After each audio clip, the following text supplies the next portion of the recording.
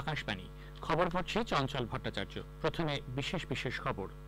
হরিয়ানা সরকার রাজ্যের পুলিশ, খনি এবং কারা বিভাগে অগ্নিবীরদের জন্য 10% আসন সংরক্ষিত রাখার সিদ্ধান্ত নিয়েছে। মহারাষ্ট্রের গড়চিরোলি থানা এলাকার নকশাল দমন অভিযানে 12 জন নকশাল মারা পড়েছে। বিদেশমন্ত্রী গতকাল মরিশাসে একটি জনঔষধি কেন্দ্রের উদ্বোধন করেছেন। বিদেশে ভারতের প্রথম জনঔষধি কেন্দ্র এটি। দ্রৌপদী মুর্মু রাষ্ট্রপতি হিসেবে দায়িত্ব নেওয়ার প্রথম বছরে 75টি ভাষণের সংকলন বুকস টু আওয়ার হোপস এর প্রথম খণ্ড আজ নতুন দিল্লিতে প্রকাশিত হবে। রাশিয়া এবং ইউক্রেনের মধ্যে চলমান সংঘর্ষের সময় উভয় পক্ষের বন্দী হওয়া 95 জন সৈনিক মুক্তি পেয়েছেন।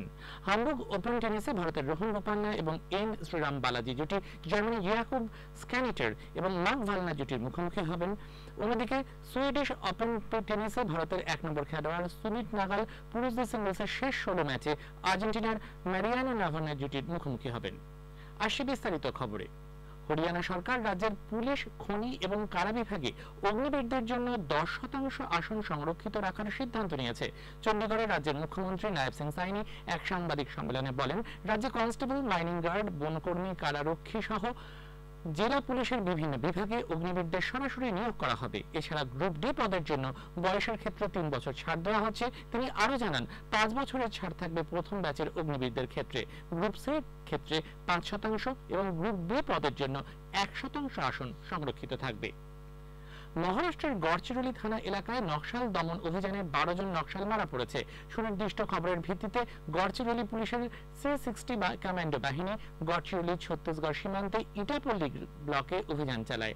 ভান্ডলি গ্রামের কাছে জঙ্গল থেকে নকশালরা বাহিনীকে লক্ষ্য করে গুলি চালাতে আরম্ভ করে। জবাবে গুলিবর্ষণে ওই 12 নকশালের মৃত্যু হয়। গড়চিরোলি পুলিশ সুপার নীরদ পাল জানিয়েছেন, 3টি AK-47 রাইফেল, 2টি ইনসাস রাইফেল, একটি কার্বাইন এবং একটি সেলফ লোডিং রাইফেল উদ্ধার করা হয়েছে। নকশালদের সন্ধানে পুলিশ জোরদার তল্লাশি শুরু করেছে। তবে প্রায় 6 ঘন্টা ধরে চলা গুলির লড়াইয়ে পুলিশের এক সাব ইন্সপেক্টর এবং একজন কনস্টেবল আহত হয়েছেন। তাদের নাগপুরে চিকিৎসার জন্য নিয়ে যাওয়া হয়। মহারাষ্ট্রের উপমুখ্যমন্ত্রী দেবেন্দ্র ফডনবিস বলেছেন, গত কয়েক বছরের মধ্যে এটি বৃহৎ নকশাল দমন অভিযান। তিনি গড়চিরোলি পুলিশের জন্য বীরত্বের স্বীকৃতি স্বরূপ 51 লক্ষ টাকা পুরস্কার ঘোষণা করেছেন। ভারতীয় নৌবাহিনীর যুদ্ধজাহাজ INS তেগ গতকাল ওমানের উপকূলে ডুবে যাওয়া তেলের ট্যাঙ্কার থেকে 8 ভারতীয় সহ 9 জন ক্রু সদস্যকে উদ্ধার করেন। কমরাস পতাকাবাহী তেল ট্যাঙ্কার MV প্রেস্টিজে 13 জন ভারতীয় এবং 3 জন শ্রীলঙ্কান ক্রু সদস্য ছিলেন। বাকিদের খোঁজে তল্লাশি চলছে। ট্যাঙ্কারটি ডুবে যাওয়ার পর ভারতীয় নৌবাহিনীর যুদ্ধজাহাজ এবং একটি P-81 সামুদ্রিক টহল বিমান অনুসন্ধান এবং উদ্ধার কাজে পাঠানো হয়। রাসমাদারকা থেকে প্রায় 25 নটিক্যাল মাইল দক্ষিণ পূর্বে ট্যাঙ্কারটি ডুবে যায়। ভারতীয় দূতাবাস ওমান কর্তৃপক্ষের সঙ্গে নিয়মিত যোগাযোগ রাখছে। ওমান মেরিটাইম সিকিউরিটি সেন্টার এবং ভারতীয় নৌবাহিনী যৌথভাবে অনুসন্ধান, ত্রাণ ও উদ্ধার কাজ পরিচালনা করে। বিদেশমন্ত্রী ডক্টর এস জয়শঙ্কর গতকাল মরিশাসে দেশের প্রধানমন্ত্রী প্রবীন্দ কুমার জুগনাথের উপস্থিতিতে একটি জনঔষধি কেন্দ্রের উদ্বোধন করেছেন। বিদেশে ভারতের প্রথম জনঔষধি কেন্দ্র এটি। সোশ্যাল মিডিয়ায় একটি পোস্টে ডক্টর জয়শঙ্কর বলেন, বছরের শুরুতে প্রধানমন্ত্রী নরেন্দ্র মোদী এই ওষুধ কেন্দ্র প্রতিষ্ঠার প্রতিশ্রুতি দেন, যা এখন পূরণ হলো। ভারত মরিশাস স্বাস্থ্য অংশীদারিত্ব প্রকল্পের অধীনে জনস্বাস্থ্যের উন্নতির জন্য ভারতে উৎপাদিত সাশ্রয়ী মূল্যের ওষুধ সরবরাহ করা হবে। এর আগে বিদেশমন্ত্রী মরিশাসের গ্র্যান্ড বোয়া এলাকায় ভারতীয় আর্থিক সহায়তায় নির্মিত মেডিক্লিনিক প্রকল্পের উদ্বোধন করেন এবং একে পারস্পরিক বন্ধুত্বের প্রকাশ বলে অভিহিত করেন। প্রকল্পটি কার্যকর হলে গ্র্যান্ড বোয়া এলাকার 16,000 মানুষ বিশেষজ্ঞ চিকিৎসার সেবা পাবেন। বিজ্ঞান ও প্রযুক্তি মন্ত্রী ডক্টর জিতেন্দ্র সিং সুলভ স্বাস্থ্য ব্যবস্থার জন্য সর্বাধুনিক প্রযুক্তির ব্যবহারের উপর গুরুত্ব দিয়েছেন। তিনি বলেন, প্রযুক্তি স্বাস্থ্য পরিষেবা খাতে বিপ্লব ঘটাচ্ছে। কৃত্রিম বুদ্ধিমত্তা ও মেশিন লার্নিং সরঞ্জামগুলি উল্লেখযোগ্যভাবে দক্ষতা বাড়িয়ে তুলতে পারে বলে তিনি জানান। নতুন দিল্লিতে এক অনুষ্ঠানে ভাষণ দিতে গিয়ে মন্ত্রী বলেন, ভারত বিশ্বের শীর্ষ 6টি জৈব প্রস্তুতকারকের মধ্যে রয়েছে এবং স্বল্প খরচে স্বাস্থ্য পরিষেবার গন্তব্য হয়ে উঠেছে। পেনশন এবং পেনশনারদের কল্যাণ বিভাগ জম্মুর কনভেনশন সেন্টারে আগামীকাল 54তম প্রাক অবসরকালীন কাউন্সেলিং কর্মশালার আয়োজন করবে। আকাশবাণীর জম্মু সংবাদদাতা জানিয়েছেন, প্রধানমন্ত্রী দপ্তর, কর্মী জন অভিযোগ পেনশন দপ্তরের প্রতিমন্ত্রী ডক্টর জিতেন্দ্র সিং এই কর্মশালায় উপস্থিত থাকবেন। এখানে যেসব কর্মচারী শীঘ্রই অবসর গ্রহণ করতে চলেছেন তাদের অবসরকালীন সুবিধা এবং পেনশন অনুমোদন প্রক্রিয়া সম্পর্কে তথ্য দেওয়া হবে। কেন্দ্রীয় সরকার এবং কেন্দ্রীয় সশস্ত্র পুলিশ বাহিনী থেকে অবসরপ্রাপ্ত 250 কর্মী কর্মশালায় অংশ নেবেন। জম্মুর ভগবতী নগর যাত্রী নিবাস থেকে 4383 জন তীর্থযাত্রীর আরো একটি দল আজ পবিত্র অমরনাথ গুহার উদ্দেশ্যে যাত্রা শুরু করেছেন। এই দলে রয়েছেন 3222 জন পুরুষ, 1071 জন মহিলা, 8টি শিশু, 67 জন সাধু এবং 15 জন সাধ্বী।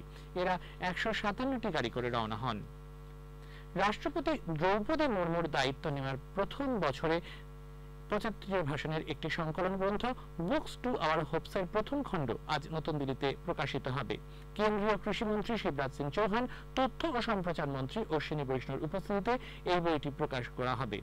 পাবলিকেশন ডিভিশন হিন্দি এবং ইংরেজিতে এটি প্রকাশ করবে। প্রধান বিচারপতি ডি.ওয়াই চন্দ্রচূড় আজ সুপ্রিম কোর্টের বিচারপতি হিসেবে এন কোটেশ্বর সিং এবং আর মহাদেবনকে শপথ বাক্য পাঠ করাবেন। গতকাল রাষ্ট্রপতি দ্রৌপদী মুর্মু এই দুজনকে সুপ্রিম কোর্টের বিচারপতি হিসেবে নিয়োগের অনুমোদন দেন। এর সঙ্গে শীর্ষ আদালতে বিচারক সংখ্যার দিক থেকে পূর্ণ ক্ষমতায় কাজ করতে পারবে। এই খবর প্রচারিত হচ্ছে আকাশবাণী থেকে। রাশিয়া এবং ইউক্রেনের মধ্যে চলমান সংঘর্ষের সময় উভয় পক্ষের বন্দী হওয়া 95 জন সৈনিক মুক্তি পেয়েছেন। সংযুক্ত আরব আমিরাতের মধ্যস্থতায় এই বন্দী বিনিময় প্রক্রিয়াটি সম্পন্ন হয়। মুক্তিপ্রাপ্ত রুশ সৈন্যদের চিকিৎসা এবং পুনর্বাসনের জন্য মস্কো নিয়ে যাওয়া হবে। সেখানে তাদের প্রতিরক্ষা মন্ত্রকের হাসপাতালে চিকিৎসা করা হবে। এর আগে মে এবং জুনের শেষের দিকে রাশিয়া এবং ইউক্রেন দফা বন্দী বিনিময় করে। সে সময় 75 জন রুশ এবং 90 জন ইউক্রেনের সৈনিক অন্যের হেফাজত থেকে ছাড়া পায়। বাংলাদেশের প্রধানমন্ত্রী শেখ হাসিনা দেশের বিচার ব্যবস্থার উপর আস্থা রাখার জন্য আন্দোলনরত পড়ুয়াদের কাছে আবেদন জানিয়েছেন। গত সন্ধ্যায় জাতির উদ্দেশ্যে ভাষণ দেওয়ার সময় তিনি বলেন, দেশের বিচার ব্যবস্থা প্রতিবাদীদের হতাশ করবে না বলে তার আশা। এদিকে সরকারি চাকরিতে কোটা ব্যবস্থার বিরুদ্ধে আন্দোলনের জেরে প্রাণ হারিয়েছেন 6 জন, আহত অনেকেই। সমস্ত শিক্ষা প্রতিষ্ঠান অনির্দিষ্টকালের জন্য বন্ধ করে দিয়েছে সরকার। আইন শৃঙ্খলা রক্ষায় ঢাকা সহ সমস্ত প্রধান শহরে প্রচুর সংখ্যায় মোতায়েন করা হয়েছে পুলিশ, বিজিবি ও অন্যান্য আধা সামরিক বাহিনী। যুব কল্যাণ এবং ক্রীড়া মন্ত্রী ডক্টর মনসুখ মান্ডভিয়া বলেছেন, যুব শক্তি হলো দেশের ভবিষ্যৎ। সরকার বিভিন্ন প্রকল্প এবং কর্মসূচির মাধ্যমে যুব শক্তির ক্ষমতায়নে প্রতিশ্রুতিবদ্ধ। নতুন দিল্লিতে গতকাল তিনি জাতীয় যুব এবং ন্যাশনাল সার্ভিস স্কিম এনএসএসএ পুরস্কার বিজয়ীদের সঙ্গে মত বিনিময় করছিলেন। ডক্টর মান্ডভিয়া বলেন, দেশের যুব শক্তি দেশকে সাফল্যের শিখরে নিয়ে যাবে। মাই ভারত প্ল্যাটফর্ম দেশের যুব শক্তির বিভিন্ন ক্ষেত্রের সাফল্যকে তুলে ধরছে। ভারতের আবহাওয়া দপ্তর আইএমডি এক পূর্বাভাসে জানিয়েছে, কর্ণাটকের দক্ষিণ ও উপকূলবর্তী অঞ্চল, গোয়া, কোঙ্কণ, সৌরাষ্ট্রে আজ পর্যন্ত অতি ভারী বৃষ্টিপাতের সম্ভাবনা রয়েছে। বিভিন্ন জায়গায় অতি ভারী বর্ষণ আগামী 3 দিন চলতে পারে বলে আইএমডি জানিয়েছে। আগামী 3 থেকে 4 দিন উপকূল সংলগ্ন অঞ্চল এবং মধ্য ভারতে মৌসুমী বায়ু সক্রিয় থাকার জন্য পূর্ব ও উত্তর পূর্ব ভারত, গাঙ্গেয় পশ্চিমবঙ্গ, নাগাল্যান্ড, মণিপুর এবং মিজোরামে 21 জুলাই পর্যন্ত অতি ভারী বৃষ্টি হতে পারে। এছাড়াও উত্তরাখণ্ড এবং রাজস্থানের পূর্বাঞ্চলে আজ ভারী বৃষ্টিপাতের সম্ভাবনা রয়েছে। মহিলাদের এশিয়া কাপ টি-20 ক্রিকেট প্রতিযোগিতা আগামীকাল শ্রীলঙ্কার ডাম্বুলায় শুরু হচ্ছে। উদ্বোধনী ম্যাচে সংযুক্ত আরব আমিরাত নেপালের মুখোমুখি হবে। আগামীকাল ভারত খেলবে চিরপ্রতিদ্বন্দ্বী পাকিস্তানের বিরুদ্ধে। ভারত ও পাকিস্তানের সঙ্গে গ্রুপ এতে রয়েছে নেপাল এবং সংযুক্ত আরব আমিরাত। অন্যদিকে শ্রীলঙ্কা, বাংলাদেশ, থাইল্যান্ড ও মালয়েশিয়া রয়েছে গ্রুপ বিতে। প্রতিটি গ্রুপ থেকে 2টি করে দল সেমিফাইনালে খেলার যোগ্যতা অর্জন করবে। আগামী 28 জুলাই ফাইনাল। হামবুর্গ ওপেন টেনিসে ভারতের রোহন বোপান্না এবং এন শ্রীরাম বালাজি জুটি জার্মানির ইয়াকুব স্ক্যানিটার এবং মার্ক ভালনার জুটির মুখোমুখি হবে। বিজয় সুন্দর প্রশান্ত এবং জীবন নেদুন চেজিয়ান জুটি জার্মানির টিম টাটস এবং কেভিন ট্রাউজ জুটির বিরুদ্ধে খেলবে। অন্যদিকে সুইডিশ ওপেন টেনিসে ভারতের 1 নম্বর খেলোয়াড় সুমিত নাগাল পুরুষদের সিঙ্গলসের শেষ 16 ম্যাচে আর্জেন্টিনার ম্যারিয়ানো নাভানা জুটির মুখোমুখি হবেন। শেষে বিশেষ খবর আরো একবার। হরিয়ানা সরকার রাজ্যের পুলিশ, খনি এবং কারা বিভাগে অগ্নিবীরদের জন্য 10% আসন সংরক্ষিত রাখার সিদ্ধান্ত নিয়েছে। মহারাষ্ট্রের গড়চিরোলি থানা এলাকায় নকশাল দমন অভিযানে 12 জন নকশাল মারা পড়েছে। বিদেশমন্ত্রী গতকাল মরিশাসে একটি জনঔষধি কেন্দ্রের উদ্বোধন করেছেন। বিদেশে ভারতের প্রথম জনঔষধি কেন্দ্র এটি। দ্রৌপদী মুর্মু রাষ্ট্রপতি হিসেবে দায়িত্ব নেওয়ার প্রথম বছরে 75টি ভাষণের সংকলন বুকস টু আওয়ার হোপস এর প্রথম খণ্ড আজ নতুন দিল্লিতে প্রকাশিত হবে। খবর শেষ হলো।